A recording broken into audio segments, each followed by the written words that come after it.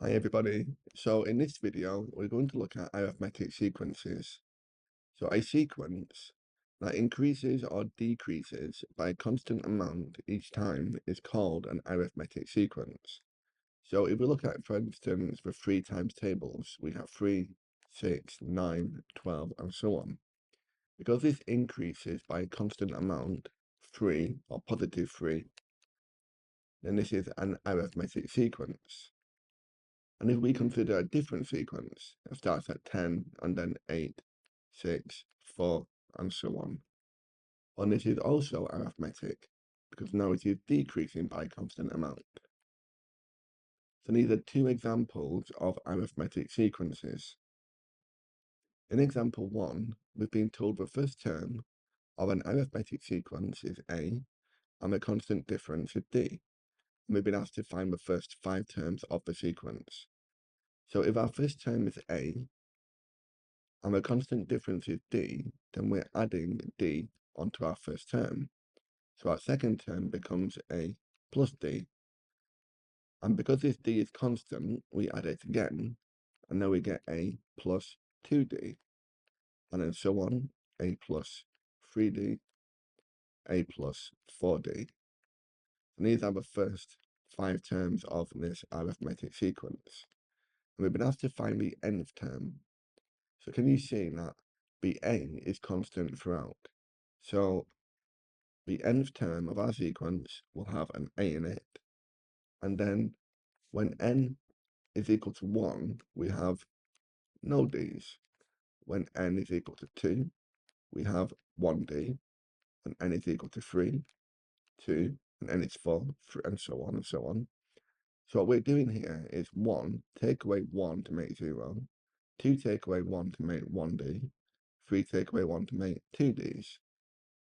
So we've got A plus n minus 1 multiplied by d. And this is the nth term for an arithmetic sequence, a general arithmetic sequence. And in example 2, we're going to use this formula to find the nth term of numerical sequences.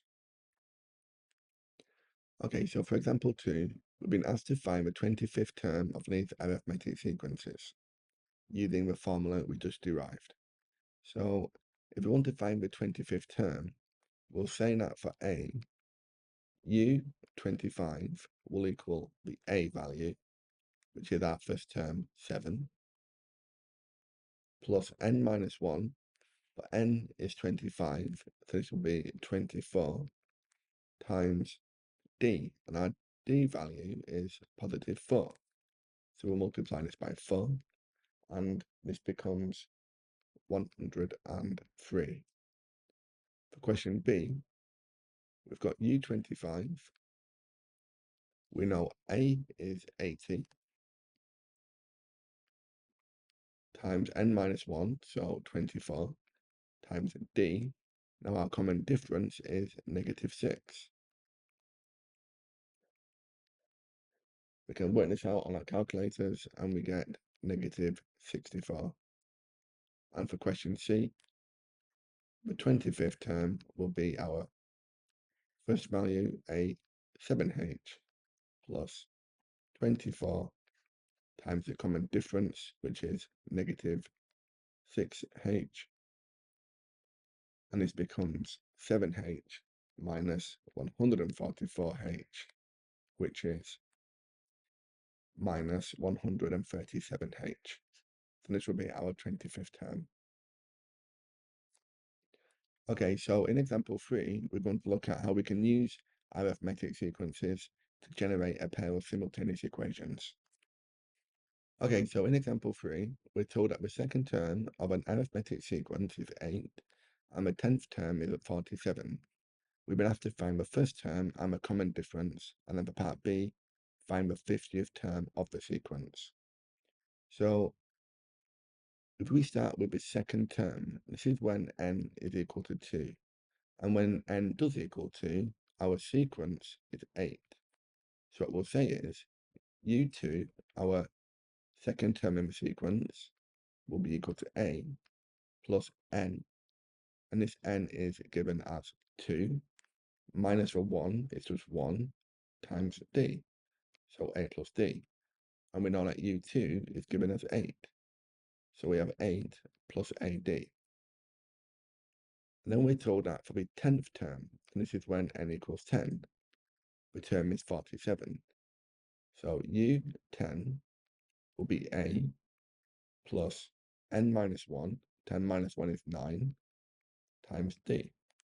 And we're told that the 10th term is 47. So 47 is equal to a plus 9d. And now we've got two equations with two unknowns, a and d. And we can solve these now simultaneously. So if we call this equation 1 and this equation 2, we can work out the difference between 1 and 2. So we have 47 is equal to a plus 9d, and equation 2, a is equal to a plus d. And we're going to subtract them because this will then eliminate the a's. So we'll have 47 take away the 8, which gives us 39. This a take away this a will cancel, and then 9d take away the 1d will give us 8d. So d will be 39 of 8. And then we can substitute this value of d back into equation 2. So 8 will be a plus 39 of 8.